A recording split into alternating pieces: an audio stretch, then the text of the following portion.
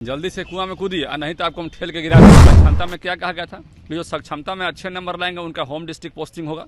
लेकिन home district posting करने का बजाय आपने क्या किया, आप उनको 10 अनुमंडल का ऑप्शन देकर आप उनको प्रमंडल से बाहर भेजने का ऑप्शन तय कर दिया। तो आप ही का विभाग जो है कर कुछ रहा है, कह कुछ रहा है। तो कमिटमेंट को बिट्रे करने का जो आपने ये सिस्टम बना लिया है कि हम जो कहेंगे उसको करेंगे नहीं या जो करेंगे उसको कहेंगे नहीं, तो ये गलत है। उनको ये लगता है कि हमारा माननीय मुख्यमंत्री से अच्छा संबंध है इसलिए उनको कुछ भी समझा लेंगे। लेकिन जनता का विश्वास जो उनके प्रति कमजोर करने का जो आपने ये प्लान किया, आग्रह आपने कहा था कि वरीयता का लाभ देंगे, जब वरीयता का लाभ देने की बात है तो कोई लाभ नहीं दे रहे हैं। 21 साल के हमारे जो शिक्षक हैं और 58 साल के शिक्षक हैं, दोनों का बराबर कर रहे हैं। सदन के पहले यदि इसका कोई इसका समाधान नहीं निकलता है तो सदन में विकास के बदले हंगामा होगा।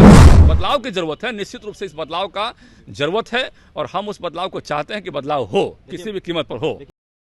देखिए, बिहार में स्थानांतरण नीति को लेकर शिक्षक आक्रोशित हैं और ऐसे में इसमें बदलाव की मांग कर रहे हैं। शिक्षा विभाग के द्वारा यह फरमान जारी किया गया है कि अगर शिक्षक आवेदन नहीं जारी करते हैं, अगर आवेदन नहीं करते हैं तो उनका ट्रांसफर जो है वो शिक्षा विभाग खुद कर देगा। ऐसे में 10 जगहों का कहीं ना कहीं नाम देने की बातें कही गई है। हमारे साथ बात करने के लिए शिक्षक निर्वाचन क्षेत्र से आने वाले MLC बीजेपी से जीवन कुमार है, जुड़ेंगे, बात करेंगे। जीवन जी, कैसे देख रहे हैं जिस तरीके से स्थानांतरण पॉलिसी ये आई है और इसमें को लेकर जो आवेदन हो रहे हैं बिहार? जैसे सर पे सटा के हथियार बोल रहे हैं कि आगे जो है कुआं है, जल्दी से कूदिए नहीं तो हम आपको ठेल देंगे। जल्दी से कुआं में कूदिए और नहीं तो आपको हम ठेल के गिरा देंगे। आप तय कर लीजिए क्या करना है, कूदना है कि हम गिरा दें आपको। स्थिति मोटा मोटी बिहार में शिक्षकों के साथ यही हो गया है। तो हमने इस बात को बताने का काम किया कि भाई ये गलत है और सरकार में जब कोई चीज़ का कमिटमेंट होता है तो उसको सरकार को पालन भी करना चाहिए। सक्षमता परीक्षा आपके चैनल के माध्यम से हमने चर्चा हुई थी। सक्षमता में क्या कहा गया था कि जो सक्षमता में अच्छे नंबर लाएंगे उनका होम डिस्ट्रिक्ट पोस्टिंग होगा। लेकिन होम डिस्ट्रिक्ट पोस्टिंग करने का बजाय आपने क्या किया, आप उनको 10 अनुमंडल का ऑप्शन देकर आप उनको प्रमंडल से बाहर भेजने का ऑप्शन तय कर दिया। तो एक तरफ आप कहते कुछ हैं और कर कुछ रहे हैं। तो आप ही का विभाग जो है कर कुछ रहा है, कह कुछ रहा है। तो कमिटमेंट को बिट्रे करने का जो आपने ये सिस्टम बना लिया है कि हम जो कहेंगे उसको करेंगे नहीं या जो करेंगे उसको कहेंगे नहीं, तो ये गलत है। सरकार का मतलब होता है लोगों का विश्वास, लोगों का विश्वास सरकार पर होता है। और जब भरोसा सरकार पर उठने लगेगा तो फिर भरोसा किस पर सरकार करेगी, जनता करेगी। तो शिक्षकों का विश्वास और साथ साथ जनता का विश्वास था कि इस बार आपने पेपर में कई बार चला, आपने देखा भी होगा मीडिया में, सोशल मीडिया में, पेपर में, अखबार में, टीवी में, सब जगह चला कि सक्षमता परीक्षा में जिनका नंबर अच्छा आएगा उनको होम डिस्ट्रिक्ट दिया जाएगा। आपने उस ऑप्शन को ही खत्म कर दिया। दूसरा है कि आप जो है वेलफेयर का काम करते हैं, आप तो वेलफेयर का काम करते हैं ना भाई। तो वेलफेयर का काम करने के बजाय आप जो है यहाँ पर समझ रहे हैं कि हम डिक्टेटर हैं और हमारे शिक्षक जो हैं उनको मजदूर समझ रहे हैं। अरे भाई, शिक्षक समाज के नायक हैं। आप गुणवत्ता की बात कर सकते हैं उनसे, आप पढ़ाई की बात कर सकते हैं, आपके हर चीज़ों का हम सपोर्ट करेंगे, ऐसा कोई ज़रूरी नहीं है। आप जब ई शिक्षा को ऐप ला रहे तो हमने उसका बहुत विरोध नहीं किया। कुछ खामियां थी, हमने केवल सुझाव दिया कि भाई इसको सुधार कर दीजिए। लेकिन आप हर जगह सोचिएगा कि हमारा कोई विरोध नहीं करे तो सही चीज़ों का तो विरोध नहीं करेगा। लेकिन जब कोई चीज़ें मतलब कि अच्छी नहीं रहेगी, गलत रहेगी, नियमावली में कुछ दिक्कतें रहेगी, उसमें कोई आप जो पत्र निकालेंगे उसमें कुछ दिक्कतें रहेंगी तो हम लोग उसका खुलेआम विरोध करेंगे। सरकार में है, इसका मतलब ये नहीं है कि हर गलत नीतियों का हम समर्थन कर दें।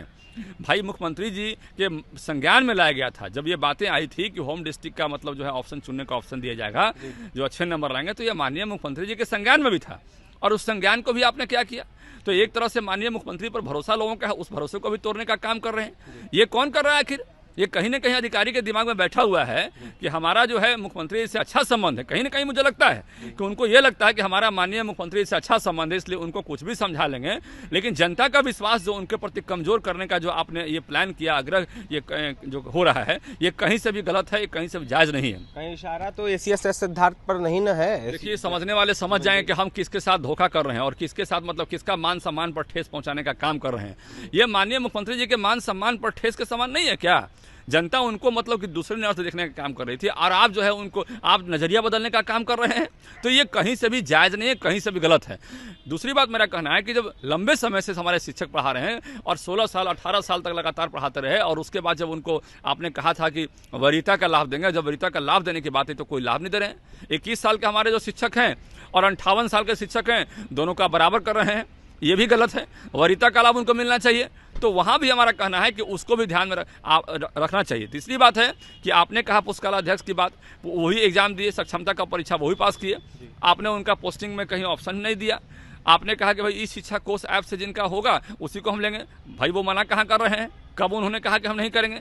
आपने उनका सारा रजिस्ट्रेशन करवाया, आईडी एक्टिवेट करने का काम किया, आपने कुछ किया, वो मना कहाँ किए? उसका बिट्रेयल कहाँ किए? गलत कहाँ किए? कहाँ एक जिला में 20-22 शिक्षक होते हैं, मात्र पुस्तकालय होते हैं, बहुत ज़्यादा तो है नहीं। तो उसके चलते एक नया बॉल खड़ा करने का यहाँ पर सिस्टम बनाया जा रहा है, ये भी गलत है, इसको भी ठीक करना पड़ेगा। तो मैं जो है आरोप नहीं लगा रहा हूँ, मेरा आरोप नहीं है, मेरा कहना है कि कोई चीज़ हो तो तार्किकता से हो, कोई चीज़ हो तो मतलब कि सही तरीके से हो। किस तरीके के बदलाव की मांग करेंगे? हम बदलाव की मांग कर रहे हैं कि भाई आप देखिए, यदि प्रखंड स्तर पर शिक्षकों की आपने ऑप्शन दी होती तो ये बवाल नहीं हुआ होता, या आपने तय किया होता भाई ठीक है, आपका मन है कि प्रखंड में नहीं पढ़ेंगे, पंचायत में नहीं पढ़ेंगे, तो आप एक डिस्टेंस तय कर दीजिए ना भाई। आप एक डिस्टेंस तय कर दीजिए कि इतना दूरी तक हमारे शिक्षक नहीं पढ़ाएंगे, इतना दूरी के बाद पढ़ाएंगे।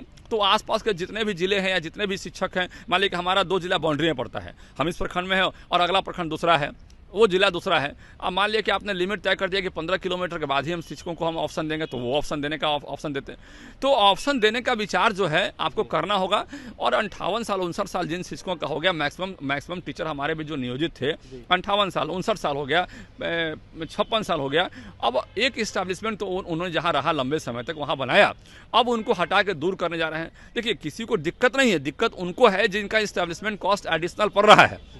और यंग होते तो कहीं चले जाते, यंग पोस्टिंग होती है, उनको आदत लग जाता है भाई आज यहाँ कल वहाँ, तो इस्टेब्लिशमेंट कॉस्ट में कहीं खर्चा नहीं करते हैं, वो अपना पैसा सेव करते हैं। और अंतिम समय में उनको लगता है जब मेरा रिटायरमेंट होगा तो वो हम अपना पैसा खर्च करेंगे, वहीं अपना इस्टेब्लिशमेंट करेंगे अपना। जीवन जी, बिहार के 4 सीटों पर उपचुनाव होना है, कई जगहों पर आप दिखे हैं प्रचार प्रसार करते हुए, रामगढ़ भी गए थे, ऐसे में क्या शिक्षक वहाँ पर आपका विरोध नहीं किए? देखिए, लगातार विरोध को हम झेलना पड़ा मुझे लगातार, लेकिन साथ साथ मैंने उनको ये भी कह दिया है कि आप चिंता नहीं कीजिए, आप चिंता नहीं कीजिए। माननीय मुख्यमंत्री जी के संज्ञान में इस बात को मैंने दिया है और आपके साथ हर हाल में न्याय होगा, हर हाल में आपके साथ जस्टिस होगा।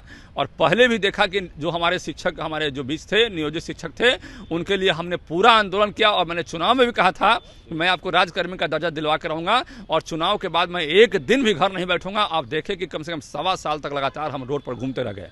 मेरी 2 गाड़ी लगातार कपड़ा पैक करके और खाना पैक करके लगातार 1.25 साल तक मतलब कि रोड पर घूम रही थी, और रोड पर हम धरना देने का काम किए। और माननीय मुख्यमंत्री जी को हम धन्यवाद देना चाहते हैं कि नियोजित शिक्षकों को उन्होंने राजकर्मी का दर्जा देने का प्रस्ताव पास किया, हम उनको धन्यवाद देना चाहते हैं। तो अब धन्यवाद के बाद इस तरह का विरोधाभास होगा तो कहीं से भी ये निर्णय गलत है, हम इसका विरोध करते हैं। और सदन के पहले यदि इसका कोई इसका समाधान नहीं निकलता है तो सदन में विकास के बदले हंगामा होगा। विकास की बात वहाँ होनी चाहिए, विकास का चर्चा होना चाहिए। तो कहीं ना कहीं अधिकारी के मन में रहता है कि वहाँ विकास की बात हो ही नहीं, तो ये भी गलत है। और मजबूरी में हम लोग को हंगामा करना पड़ेगा वहाँ पर। हम लोग चाहते नहीं हैं, हम लोग चाहते हैं कि सदन में केवल विकास की बातें हों, ये हंगामा नहीं हो। हंगामा हो तो सूरत बदलनी चाहिए, हंगामा हो तो सूरत बदलनी चाहिए। तो हम लोग हमेशा पॉजिटिव डायरेक्शन में सोचते हैं, निगेटिव डायरेक्शन में नहीं सोचते हैं। आज मैंने देखा पेपर में माननीय मंत्री जी का बयान है। माननीय मंत्री सुलझे हुए व्यक्ति हैं और कई बार मैंने देखा है अभी शिक्षा विभाग से और राजभवन से टग ऑफ वार चल रहा था, उस टग ऑफ वार को उन्होंने दूर करने का काम किया, न्यूट्रलाइज करने का काम किया। अब सब लोग कॉलेज में अच्छे से पढ़ा रहे हैं, अच्छे से सब कोई अपना काम कर रहे हैं, मनमानी खत्म कर दिया। तो एक वातावरण उन्होंने बनाने का काम किया। इस शिक्षा कोष ऐप के माध्यम से उन्होंने मतलब कि ड्यूटी पर टाइट रहने का एक संदेश दिया। हमने तो उसका विरोध नहीं किया। कुछ खामियां थी, मैंने उसके बारे में बताया कि खामियां उसको ठीक करना चाहिए। लेकिन ये जो चीज़ है इसका मैं पुरजोर इसलिए विरोध कर रहा हूं कि इससे दिक्कतें आ रही है, इससे कमिटमेंट को हम लोग जो है पूरा नहीं कर पा रहे हैं। जो नियमावली में जब नियोजित शिक्षकों को राजकर्मी का दर्जा देने का प्रस्ताव आया था, आप पुस्तकालय अध्यक्ष हमारे राजकर्मी दर्जा देने के लिए एग्जाम दे रहे थे, उस वक्त जो आपने नियमावली बनाई थी और आज जो नियमावली है, दोनों में अंतर है, विरोधाभास है। तो इन विरोधाभास के चलते हाँ कुछ बातों का हम सम्मान भी करते हैं। आपने महिलाओं के लिए, दिव्यांगों के लिए, गंभीर बीमारी से पीड़ित लोगों के लिए आपने कुछ ऑप्शन रखा है, तो हम उसका सम्मान भी करते हैं। हालांकि थोड़ा सा और उसमें अच्छा ऑप्शन देना चाहिए था।